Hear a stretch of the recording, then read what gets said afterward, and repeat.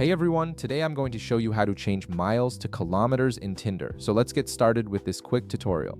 First, look at the bottom of your screen and tap on Profile. This will take you to your personal Tinder profile page where you can manage all your account settings and preferences. Once you're on your profile, direct your attention to the upper right corner of the screen. You'll see a gear icon there, which is your settings menu.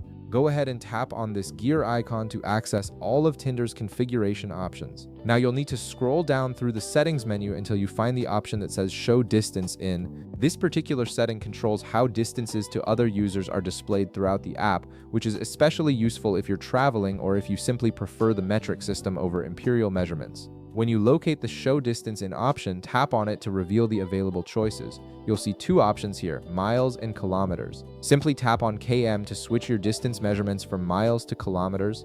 The change will take effect immediately, and from this point forward, all distance information you see in the app will be displayed in kilometers instead of miles. And that's it, you've successfully changed your distance settings in Tinder from miles to kilometers. If this video helped you out, be sure to leave a like, subscribe, and I'll see you in the next one.